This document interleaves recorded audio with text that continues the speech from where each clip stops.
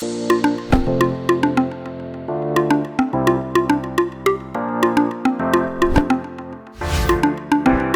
welcome back to the Real Love Podcast. Have a special friend here. I guess I should introduce myself. I'm Drew, here every week. Hi, Drew. But I have a special friend, Pastor Steve Kerr. Oh, Pellissippi students, Pastor Steve. What do you have for us today? What are we talking about today? Drew. Wow. What a privilege it is to be here with you, to sit across the table with you, to spend time with the people we love so much. I thought, let's talk about something that we're all interested in. Okay, You ready? I'm ready. Are you sure? I'm as ready as I can be. Haunted houses. I'm Haunted kidding. houses. It's that kidding. time of year. It is. It is. We could talk about candy, but that might not be the best follow-up to Dr. Barrett. It's a terrible follow-up to Dr. How Barrett. about, you ready? Okay, Everybody hang on. Let's talk about insecurities.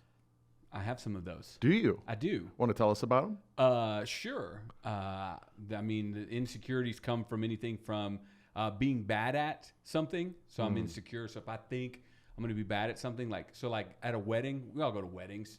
There's receptions. You dance at the reception. If you're afraid that you're not going to be good at something, does it keep you from doing it? Like if you're like, oh, I'm not good at dancing, so I'm not going to dance at all. Well, I'm actually a really good dancer. Oh, so, that's right. I've but heard this there are about other you. things that. So that's like mine. Yeah, That's where my that makes sense. insecurity is one of the most frequent places it manifests itself. If I don't think I'm going to be good at something, I'm very insecure about that. And so I'm sidelined. I'm middle school dance up against the wall, just watching, maybe tapping a foot. So, but how about you? What's insecurities when they visit Steve? Yeah. Where do they That's a show great up? question. Well, how about this one? Okay. I don't like to run. That's right. That's right. I'm insecure about the way I look when You run. I run. And that is exactly why I avoid it at all costs. My real insecurity, though, I got to tell you this, Drew. Okay. Because I got to be honest. I'm with fascinated transparent. that you're afraid that you're insecure about running. No, my real insecurity is I want to be liked. Oh yeah, well, I that's- want to be liked by everyone. Every encounter, any experience I have, the first thought that runs through my mind, will they like me? Every time. So then what happens then in that insecurity? You're meeting somebody new. Do you then adjust yourself? Do you adapt yourself? Do you try to figure out who they like and then become that person? Or you try to win them over with like another strength? Well, that's a great question. And that's exactly what I'm hoping we can examine in our time together today.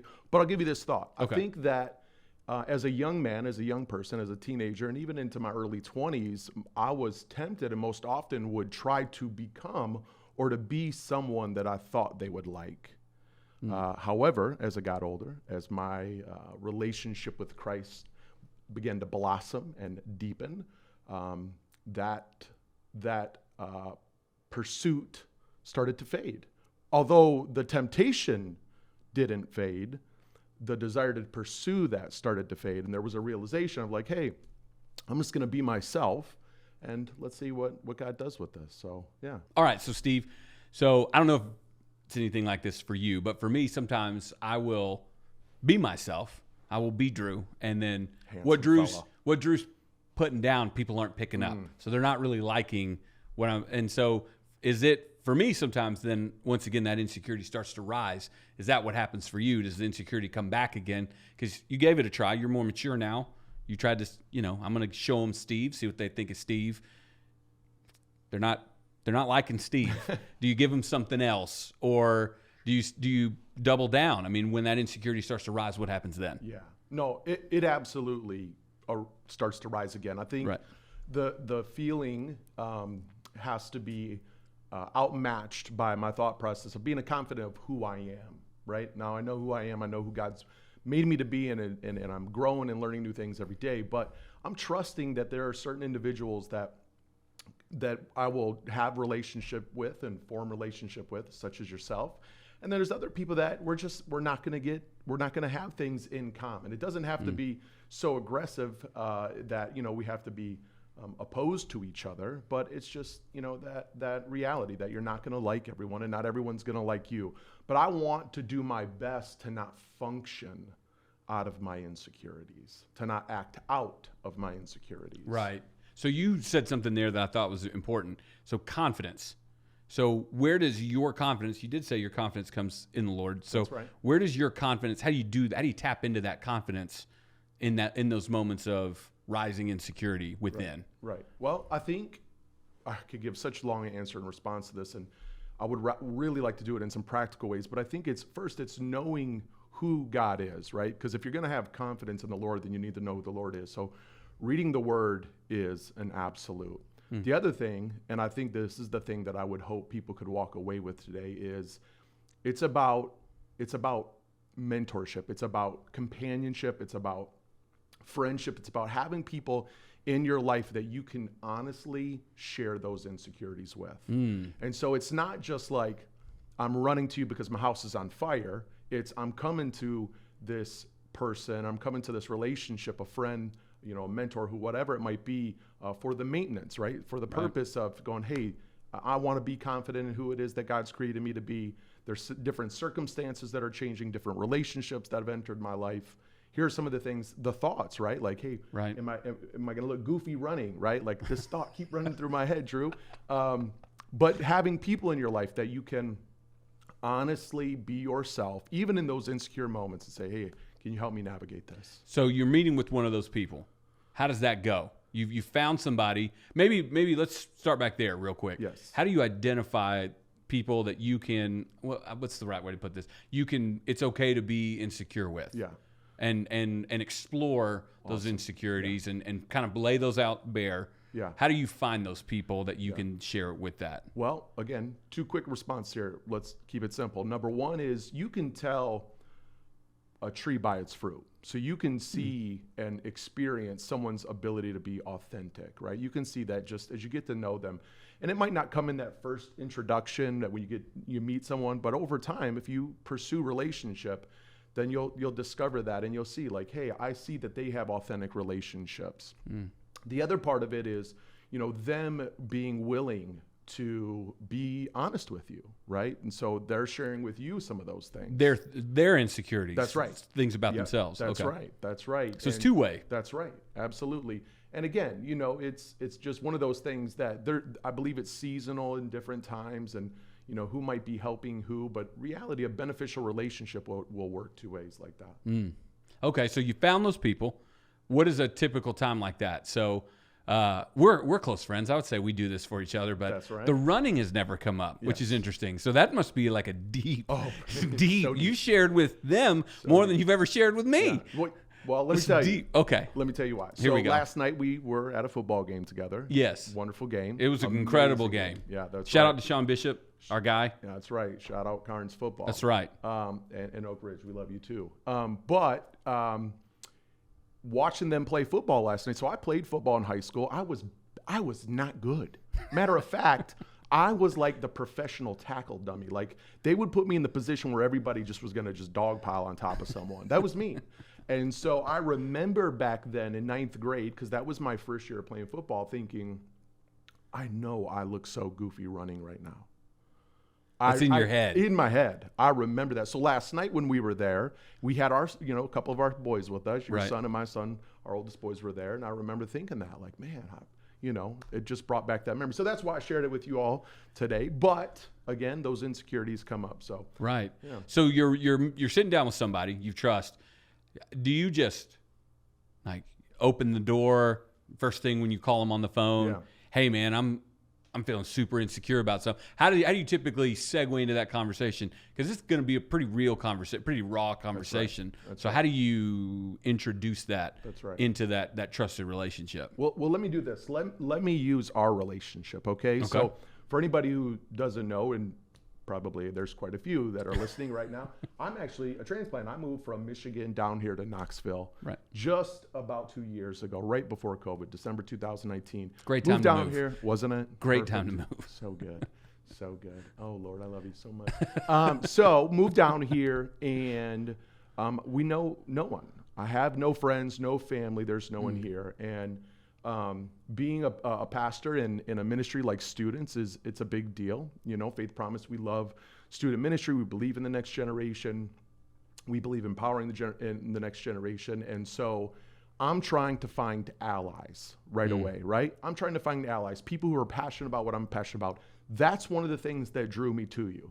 Other people had told me about the lead block. And so I was like, hey, I want to get to know this dude. And so after conversing with you for just a few, I think it was maybe the second time, I remember bringing a problem to you, which circled around being liked. And I remember saying to you, like, hey, man, can you help give me some insight?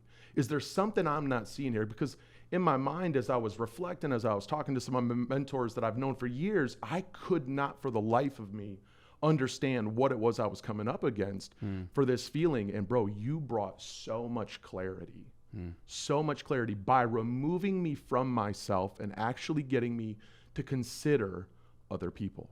That was so good. So. Wow. That's incredible. Okay. So your confidence comes from the Lord, finding people that you can trust, you can share it with. And then when you have those conversations, just really kind of putting it out there. Stuff that's practical. You're not just saying, and that's why the running one never came up. You don't just say, hey, you want to know one of my deepest, darkest insecurities? Don't look at me while I run. I'm going to have to watch you run after this podcast now. And maybe we can get it for B-roll footage, maybe. To overlay? No? All right. Well, it was worth a try. Trying to help you overcome insecurities. Okay, so that's actually a humorous way to kind of make a segue. So when it comes to insecurities, this is something that you and I have talked about, which is I think there's a latent fear amongst everybody. We've all got insecurities. That's right. The person who's like, no, I'm really confident in who I am. You've got insecurities. That's like we all do. That's right. So we're afraid that our insecurities and how we feel about ourselves, that's who we really are.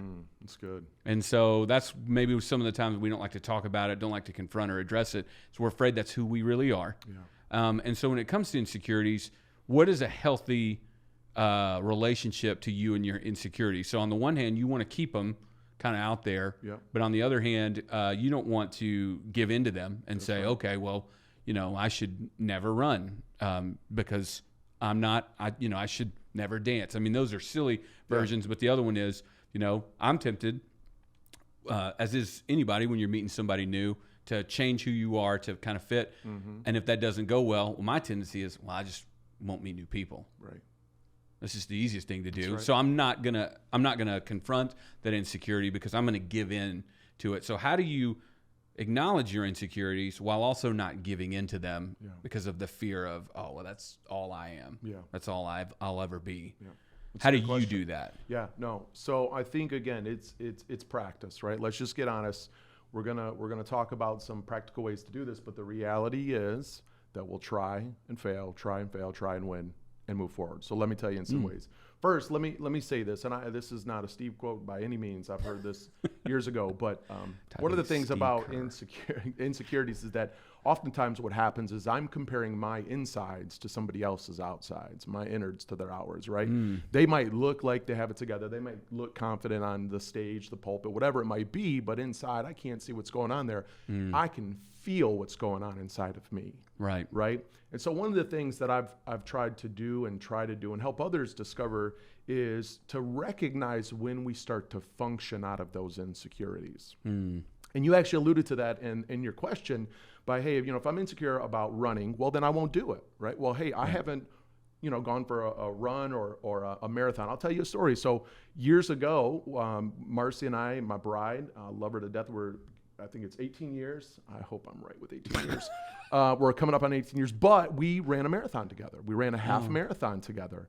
And that was one of the biggest hurdles because it helped me discover that if I had the right motivation, the right partnership, so a person, right, and my wife is not always that person for me, right, a little disclaimer there, right, but I could try to overcome. So, if I find myself not doing things or avoiding things, and I see I'm functioning out of my insecurities, then it's got to be addressed. I got to circle back to the person, the people, mentorship, friendship, whatever it is, and say, hey, I need your help with this. And then the other component is that, I trust you. I trust there are other people here that I trust to help bring those things to my attention. Right. And we can empower people. We ask people, hey, you love me, you're in my life. Will you help me hold accountable to this. Yeah. That's incredible. So when it comes to insecurity, that's how we potentially acknowledge it, but not give into it. And so some thoughts that occurred to me was, I like to think about the real people of the Bible, because we kind of put the people on the Bible. We've all got heroes that are still alive today. But the Bible is like this lionized, canonized, these Marvel characters. They're like immortals almost. That's right. And so we don't think about them in the sense of like them being cut from the same cloth as us. But when we do, then that's all they are, is like these bumbling idiots, kind of getting through stuff and not. So it's almost like we can't see people for the worst part of who they are and the best part of who they are. That's right. Even though that's what all of us are, is this amalgamation of both. So I think about to a guy like Thomas, and I think about how he's known. He's one of the 12 disciples, known as the twin. He apparently had a twin brother, but known as the disciple who was like, I don't think Jesus did resurrect. I'll believe when I put my fingers in the hole in his side or in the holes in his hands. So of course, super insecure moment, Jesus shows up and is like, hey, Thomas, go ahead, man. And it's like, oh, touch away. Oh man, I blew it. But that's not like who Thomas was. Like Thomas was actually, probably the best way to describe him was a pessimist. Because when Lazarus is dying and the disciples are all like, Jesus, you can't go back and heal your boy because they're going to stone you. They're going to probably stone us all. Thomas stands up and is like, nah, man, he wants to go. Let's all go and die together, which is not exactly what you wanted to, it's not let's go and die. Let's do this. Jesus has a plan. Yes. Maybe we won't have to die. So don't be a pessimist, Thomas. But it was loyal. You got to think about how loyal that was, his devotion to Christ. And so that's the thing I think about even sometimes is sometimes our insecurities are covering up some of these features of us that are really powerful. So again, Thomas is not known for being devoted. He's known for being doubtful. And what a miss that is. Yeah. But you had something too from Jeremiah 17. Yeah, so let me read that to you real quick. It says Jeremiah 17, verse 7, starting with verse 7, it says, blessed is the one who trusts in the Lord, whose confidence is in him. They will be like a tree planted by the water that sends out roots by a stream. And if you think about that, the representation, the visual representation of that we can find our confidence in the Lord, and it's a continue, because a stream, that's what it does. A stream feeds what is near it, what plant, what wildlife are near it. It feeds it and gives it life. When we find our confidence in the Lord, he gives us life. He gives us that confidence. So I think that's another great way. And earlier when we were talking about it, you had pointed about the verse 9 there, where it talks about the heart being deceitful. And I think that and again, this is not a new concept or new thought, but we as a culture, the culture tells us all the time, it's like, hey, follow your heart, pursue the heart. And that is the problem. That's why these insecurities grow and blossom, because we think with our heart and we trust our heart, which is a fragile thing. So yeah. Well, as we kind of wrap up today, in a time of social anxiety, in a time of comparison where we're comparing, these Instagram ideals of people with who we are, in our innermost being. Hopefully today, and talking about insecurities, helped you recognize not only that you have insecurity, which is part of the battle, but the biggest part is to recognize that not only is having insecurities not actually fatal. It's not the thing that'll kill you. That's not right. having people in your life, not acknowledging that those things are there, and then not confronting those in healthy ways. That's where kind of the battle is won or lost. So again, whether you're a Christ follower or not, we hope this really added value to you, because that's what we're all about here with the Real Love Podcast. Thank you so much. Thank you, Steve, for joining us. Thank you for and we'll see you next time.